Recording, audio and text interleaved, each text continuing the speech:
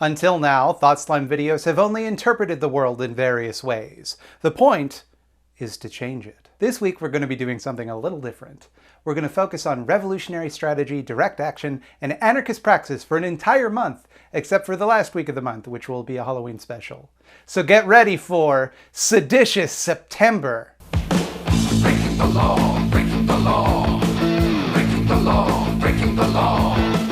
But ThoughtSlime, you say? It's October. September was last month. Fuck your rules, man. Do you let the calendar tell you what to think? I follow my own calendar, a revolutionary workers' calendar, where it's whatever month suits our revolutionary ideals. So I ask you, what do we want? Revolution. When do we want it? When the conditions arise, specifically when the majority of the working class body politic understands and upholds revolutionary ideals. It's not catchy, but that's when we want that to happen. So probably about now you might be a little freaked out, because the word revolution conjures up some pretty dark images. You might picture the guillotines rolling out, mass murder, the streets running red with blood. I don't want the streets to run red with blood. I don't want to hurt nobody. I want the streets to run red with communism. That being said, any potential revolution will probably require violence, at least defensive violence. Not because revolutionaries are violent or because we want revenge against the dicks who've been ruining the world. We might have perfectly peaceful ambitions, but the people in power aren't going to let go of that power without a fight. And they also own a lot of guns and bombs and tanks and drones and chemical weapons. And they control the police and military and all the fighter jets and tanks and nukes. Here's the thing though, avoiding a revolution isn't a peaceful option either. The state and capital wage a relentless and violent war against the rest of us to keep us pacified and profitable. They take what they want and crush anyone who gets in their way. Most of the world is still trying to recover from centuries of colonial pillaging, and now they have to deal with the greatest imperial war machine the world has ever known, bearing down upon them to make sure that they keep exporting oil, cobalt, bananas, or whatever natural resources they have at prices low enough to enable rich countries, like mine, to live exorbitantly wasteful lifestyles, like mine. About 11% of the world's population lives without easy access to properly sanitary water. But if I want to order a 12-pack of bottled water from Amazon.ca, despite having unlimited free clean water in my home, I can have it delivered to me within 2 days for just $2.97. The water is brought to me by Nestle, a company that probably uses child labor. They can't say for sure whether or not they do. And also doesn't believe water is a human right, probably because they happen to profit off of the privatization of aquifers and sale of water as a commodity. That's cool and normal.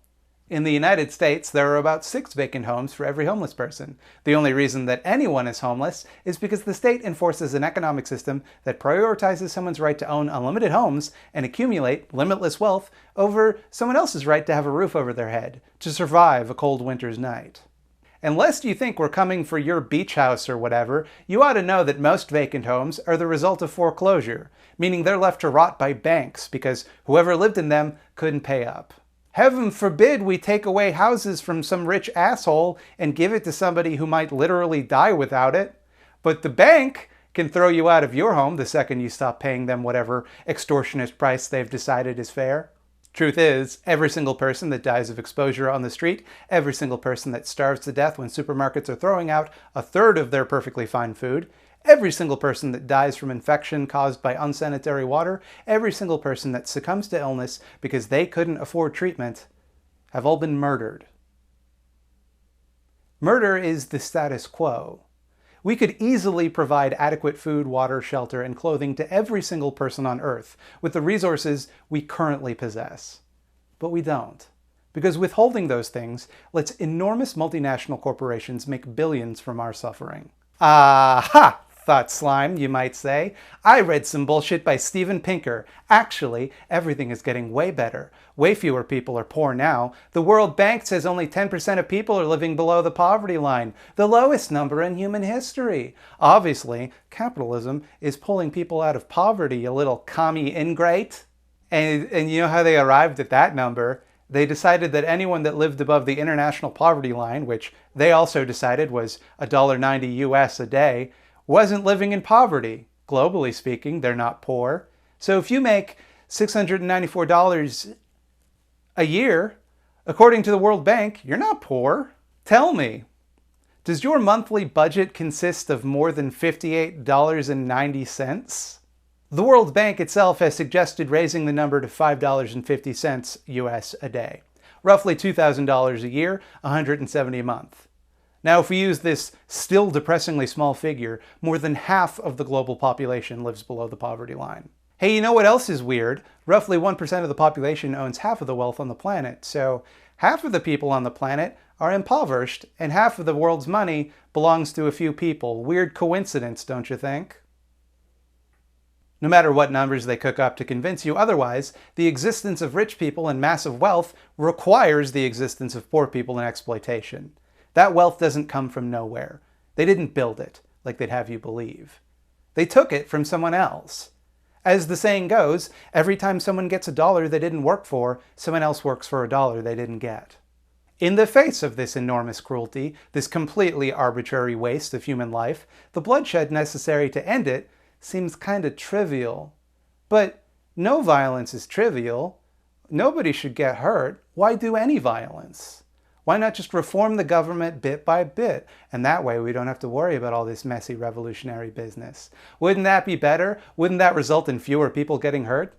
Couldn't we just regulate away these problems until it stops being bad? And just for the sake of argument, I'm going to put aside the issue of whether or not people are suffering and dying in the meantime while we fight for these regulations. This position is called reformism, and revolutionary leftists like me don't have a very positive view of it. And I want to be clear here, I'm using the word revolutionary leftist to mean leftist who wants a revolution, not a leftist who has built a revolution. There are two meanings to that word. I'm not trying to give myself the cooler meaning of that word. In a lot of ways, reform versus revolution is a false dichotomy. Supporting small reforms doesn't preclude one from holding revolutionary ideals, and having revolutionary ideals shouldn't mean that you oppose reforms that make people's lives less shitty. I believe in having a diversity of tactics, and I think taking some of the edge off of people suffering gives them a bigger window to participate in revolutionary action. So I guess I'm like a reverse accelerationist. That being said, reform might help in some ways, but it's never going to solve the problems of the state and capitalism, because the methods of making these small reforms are entirely owned and controlled by the state and capital. They will not allow themselves to be regulated out of existence. They will not present us with a choice to vote on that represents a meaningful challenge to their power. You can maybe pass a regulation that raises the minimum wage, and I think that will be good. I would support that. But you're never going to somehow regulate away wage labor itself, because that conflicts with the interests of capital. And capital can exert a tremendous amount of power over the state to act in its interests. You might notice that a lot of politicians are very, very rich. You might notice that neoliberal governments from parties on both sides of the aisle tend to install policymakers that come directly from major corporations. You might notice that when capital has a crisis, it feeds freely from the public trough, with absolutely no democratic oversight. In 2008, the world was plunged into the greatest economic recession since the Great Depression. And how did our leaders respond? By bailing out the financial institutions that acted so recklessly with the world economy and giving them billions more dollars with virtually no strings attached. And they funded it all by asking the rest of us to live with austerity. You may believe your government, or any democratic government you can think of, does the will of the people, but that's not true. Policymakers are elected, policy isn't. Those policymakers need funding, they need media coverage, they need all sorts of things that only the rich and powerful can provide. Even if they enter into politics with the best of intentions, and they probably won't, they either play the game or lose. The people footing the bill aren't going to lend their support, money, or airtime to someone they can't get what they want out of. That means even within supposedly free elections, your choices are limited to whatever little issues don't truly affect the bottom line of the rich and powerful. Even if by some miracle the political will is raised to make a meaningful change, there's absolutely nothing stopping the next dingus in power from reversing it. There's also nothing stopping them from using the same reform process to suit their interests instead of yours, dismantling whatever meager protections you've accumulated from them, or just outright taking whatever they want from you. Several polls show 70% of people in the United States support Medicare for all. That's a 3-to-1 ratio. A higher percentage of Americans support Medicare for all than believe in evolution. If their democracy truly reflected the will of the people, why on earth would so many Democratic candidates, including occasional racist grandpa frontrunner Joe Biden, oppose it? In fact, why do Americans have to rely on the whims of elected officials to make the decision in the first place? If these officials are meant to represent the people, then the people have spoken. What gives them the mandate to disobey? And this is why a lot of anarchists will tell you that electoral politics and reformism are kind of a waste of time and energy. They channel all the political will of the populace, all of the anger, all of the outrage, all of the passion, and funnel it towards avenues that are recuperated by capital. Now, frankly, I'm a bit of a moderate in this case. I will generally hold my nose and vote for the lesser evil, and I would encourage you to do the same. But I don't believe that elected officials have much leeway or incentive to make things better. They sure as hell have a lot of leeway and incentive to make things worse. And to the best of our abilities, I think it's important to mitigate that when possible. But the ballot box is not the be-all, end-all of political action. Getting to choose between two human-looking husks whose platforms have been carefully manicured by capital is not the best we can hope for. It's not the best we can do. These institutions are enormous and overwhelmingly powerful, but remember, they get their power from us. We fight their wars. We grow their food. They can't even scrub their toilets without us. You hear that? It's like some kind of scratching noise. That's so loud. That's driving me crazy. It's deafening. Make it stop.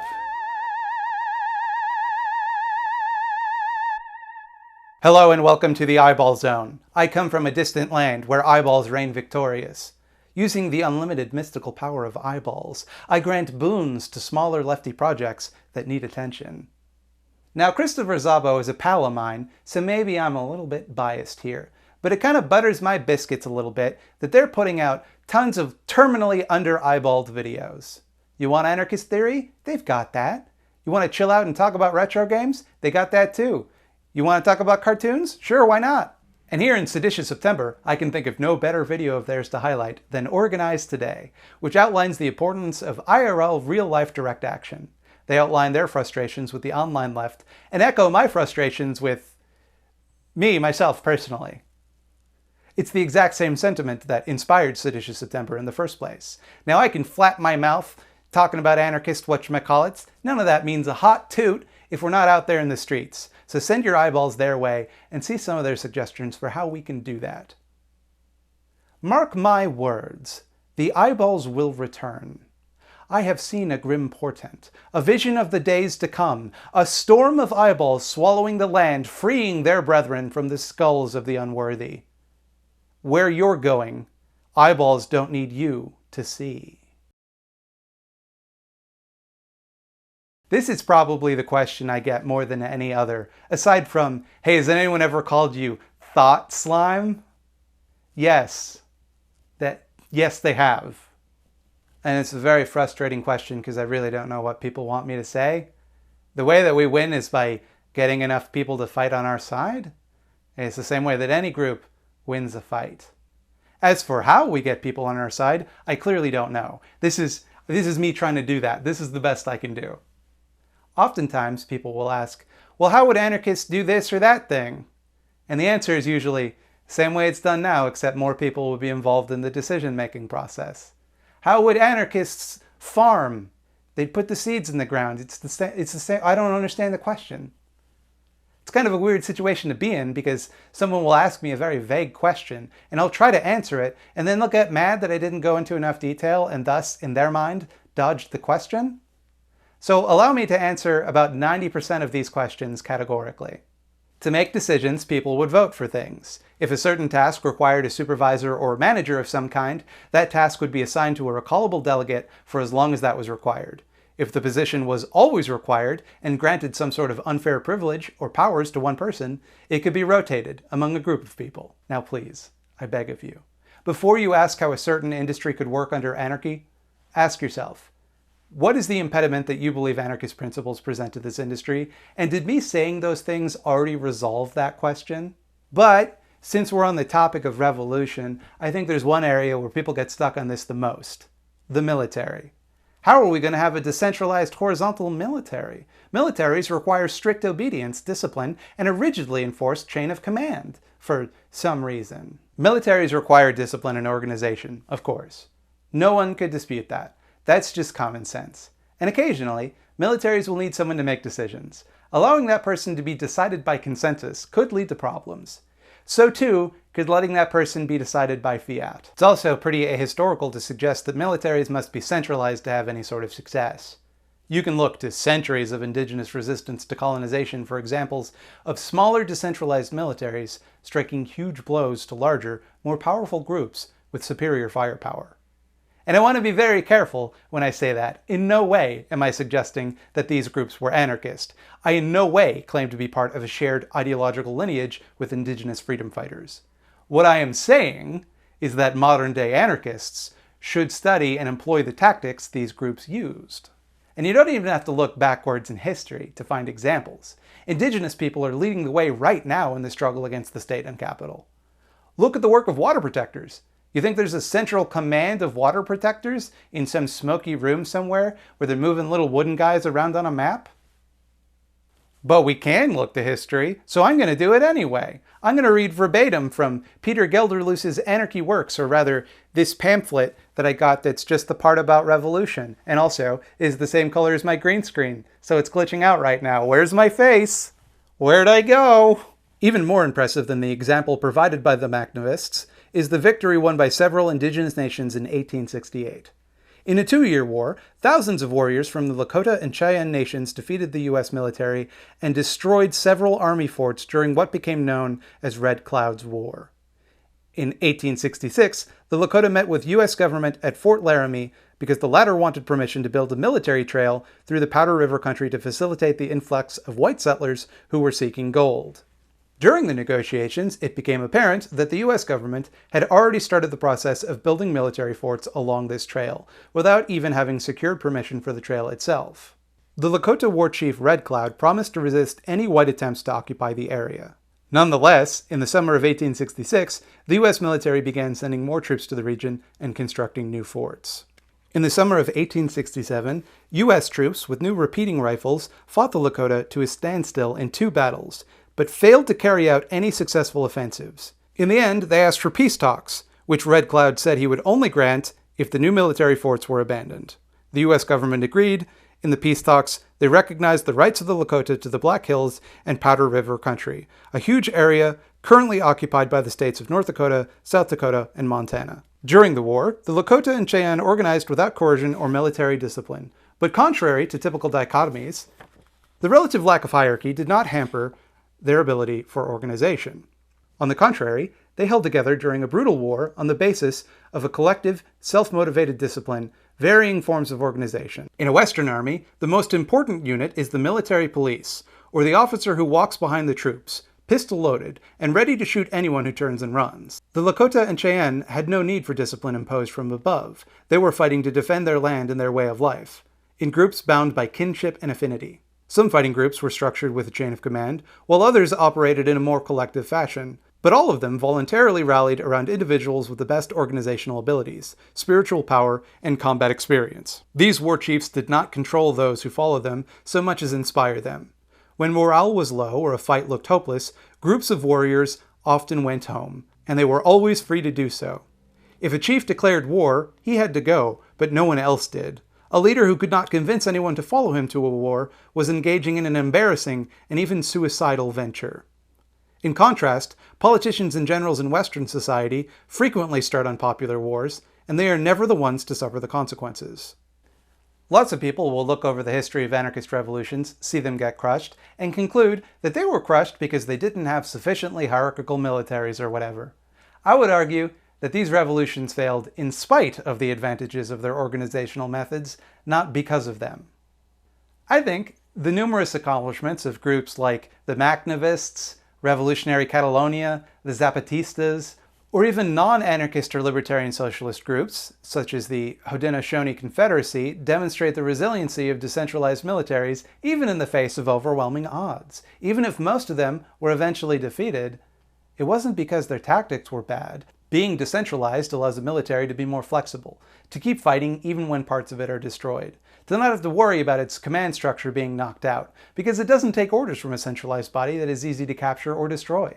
And there also ain't nothing stopping them from establishing temporary and voluntary command structures to gain the advantages of hierarchical structures should the tactical need arise, though I think that would probably happen far less than people might expect. It's easy to imagine a scenario where a horizontally structured military would run into a problem. It's easy to imagine lots of things. It's easy to imagine Spider-Man. But what if people can't agree on a course of action in time to make some sort of critical maneuver? What if everyone is deadlocked between two mutually exclusive possibilities? What if all of the people that are making the decision together are all misinformed? And those are problems that we will end up having to deal with. I don't want to pretend like I think there are easy answers. I think the organizational model I am proposing does present logistical problems that we will need to find solutions for. However, we must keep in mind that there are just as many problems with a vertically organized military and more. Because what if the people in charge can't agree on a course of action in time to make some sort of critical maneuver? What if the small group of people in charge are deadlocked between two mutually exclusive possibilities? What if they're misinformed? And for that matter, if they make a bad call, should their underlings just go with it? Do they disobey and just undermine the command structure that your military relies on? Or do they obey and risk wasting the lives of their comrades and resources? What happens if the higher-ups are all captured and there's no clear successor? Who do you appoint? What happens if they don't have the best interests of the general population in mind? They usually don't, by the way. What happens if just a few of them are in line with the enemy? There are advantages and disadvantages to either tactic, and all things being equal, I'd put my money on the decision-making prowess of the entire community rather than handing it off to a few people and hoping they do what's best with it. It's important for us to think about these things in advance, but I don't think a revolution is coming anytime soon. Might not happen in our lifetime. Doesn't seem like most people agree with us. Doesn't seem like most people want a revolution, or at least they don't know that they want a revolution, right now anyway. That doesn't mean there's no revolutionary activity we can take part in at this moment, and we'll talk about that during Seditious September. Breaking the law, breaking the law, breaking the law, breaking the law. Oh boy, the end of another Thought Slime video. That's all the video you get this week, right? Wrong. Did you know that I have another channel now called Scaredy Cats where I talk about horror movies? You can watch my first video about what is horror over there at youtube.com/scaredycatstv. youtube.com/scaredycats was taken. Please go watch that. I worked very hard on it and I would like you to see it. Thanks for watching, and thank you because I assume you have clicked the like button and subscribed to me here on youtube.com. That was real swell of you. I really appreciate you doing that for me.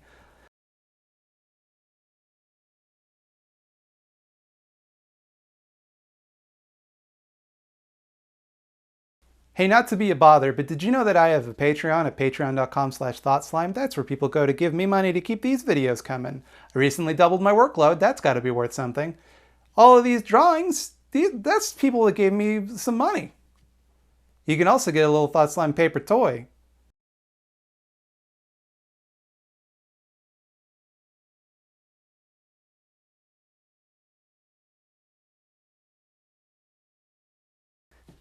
I also stream every Thursday at twitch.tv/thoughtslime. I'm on the road to becoming a Twitch affiliate, which will be very good for me.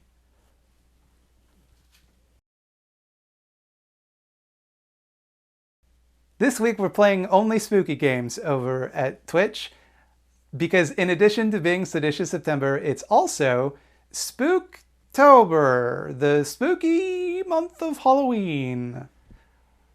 Don't be scared, it's me, still.